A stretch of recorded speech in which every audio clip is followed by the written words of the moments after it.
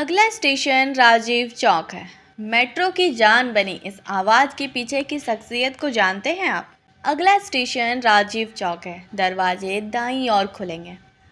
Metro में सफ़र करने वाला शायद ही ऐसा कोई शख्स होगा जो इस आवाज़ से परिचित ना हो। भारत में जहाँ भी मेट्रो सेवा है वहाँ अनाउंसमेंट वाली आवाज़ सम्मी नारंग की ही होती है। हर जगह हिंदी भाषा में होने वाली अनाउंसमेंट सम्मी करते हैं, वहीं इंग्लिश में होने वाली घोषणा रिनी खन्ना करती। इंडिया टाइम्स से बात करते हुए सम्मी ने बताया था कि एक बार मैं जर्मनी से आए अपने भाई को रिसीव कर के मेट्रो में आ रहा था और उस दौरान एक बच्चा हर अनाउंसमेंट के बाद उस बात को रिपीट कर रहा था, जैसे अगला स्टेशन जोरबाग है।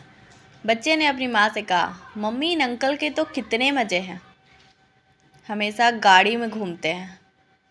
मेट्रो को अपने करियर में मील का पत्थर मानने वाले सम्मी नारंग की कहानी को जानना दिलचस्प रहेगा।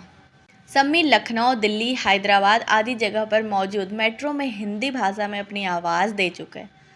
हैदराबाद में तो उन्होंने उर्दू और हिंदी दोनों भाषा में आवाज़ दी है। नारंग की कंपनी ही मेट्रो के साउंड प्रोडक्शन का काम देखती है।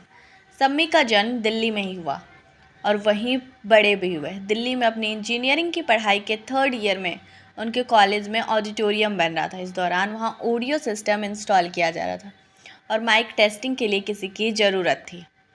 इसके लिए सीढ़ियों पर खड़े होकर एक अमेरिकी व्यक्ति ऑडियो टैग्स आदि इंस्टॉल कर रहा था। उसने माइक टेस्टिंग के लिए कहा, जिसके बाद नारंग ने बोलना शुरू किया। यूं ही मज़े लेने के लिए उन्होंने हिंदी में बोलना शुरू किया और कुछ भी बोलने लगे जो कि उस अमेरिकन को समझ नहीं आ रहा था। लेकिन जब वो व्यक्ति नीचे आया तो उसने सम्मी की आवाज़ की बहुत तारीफ़ की और बताया कि वह वॉइस ऑफ अमेरिका से है। इसके बाद उसने बताया कि वह USIS United states information service के लिए काम करता है और दिल्ली में काम कर रहा था। साथ ही उसने सम्मी को स्टूडियो आने का न्योता भी दिया। इस व्यक्ति का नाम था मिस्टर फ्लैनिगन। कर्जन स्थित रोड में मौजूद इस स्टूडियो में जब सम्मी पहुंचे तो उन्हें 2 पैराग्राफ पढ़ने को कहा गया।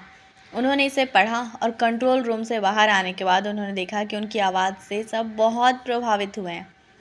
उनकी इस रिकॉर्डिंग को अमेरिका में ब्रॉडकास्ट करने का फैसला भी लिया गया। वो यहाँ से उनकी वॉइस जर्नी शुरू हो चुकी थी। इसके लिए उन्हें 100 रुपये भी दिए गए थे।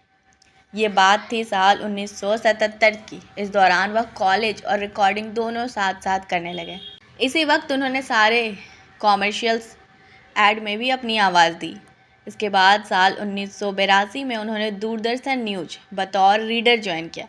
यहाँ वह इंदिरा गांधी के विदेश लौटने के ब्यूरो जैसी बड़ी चीज़ों को पढ़ा करते थे। इतनी उपलब्धियों के बावजूद वो मेट्रो को सबसे ज़्यादा तवज्जो देते हैं। समी कहते हैं कि मेट्रो ने उनकी आवाज़ को अमर कर दी, जिसे उनकी आने वाली कई पीढ़ियां याद रखेगी और गर्व भी महसूस करेगी।